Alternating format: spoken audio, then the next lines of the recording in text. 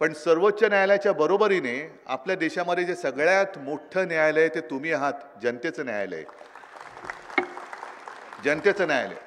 त्या जनतेच्या न्यायालयात एक गेल्या काही दिवसांपूर्वी जनता न्यायालय, मला नाही वाटत की असा प्रयत्न किंवा अशी काही गोष्ट यापूर्वी कोणत्याही राजकीय पक्षाने केली असेल.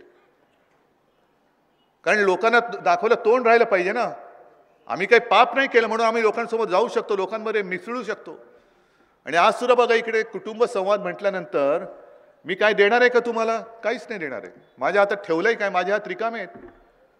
तुम्हाला सगळ्यांना माहिती आहे की माझे हात रिकामे आहेत, मी काही तुम्हाला देऊ शकत नाही. तरी सुद्धा एक सुद्धा माणूस इकडे मी भाड्याने आणलेला नाही, माझ्याकडे एक सुद्धा माणूस भाडकाऊ नाही. पण जेव्हा सत्ताधारी येतात हल्लीचे, सरकार आपल्या दारी करत काहीच नाही, तिथे सुद्धा झालेल्या योजनांचा पुन्हा एक पाढा वाचतात आणि काही जणांतर दिलेली प्रमाणपत्र पुन्हा देतात. मग दुसऱ्या दिवशी बातम्या येतात की यांच्या कार्यक्रमाला अर्ध्याहून अधिक खुर्च्या रिकाम्या होत्या. इथे एक सुद्धा खुर्ची रिकामी तर नाहीच, पण इकडे रस्त्यावरती पण जागा उभं राहिला नाही, इकडे सुद्धा उभं राहायला जागा नाही. ही शिवसेनेची ताकद आहे.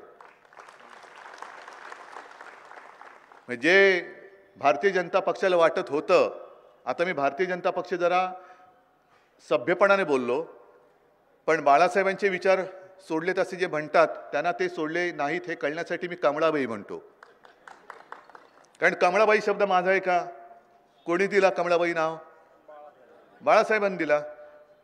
आणि परत मी तर घराणेशाहीवाला आहे, एक तर घराणेशाहीवाला आणि बाळासाहेबांचे विचार पकडून ठेवणार. म्हणून कमळाबाईला असं वाटलं की शिवसेना ही संपेल. 2014 सालीच ते आपल्याला संपवायला निघाले होते.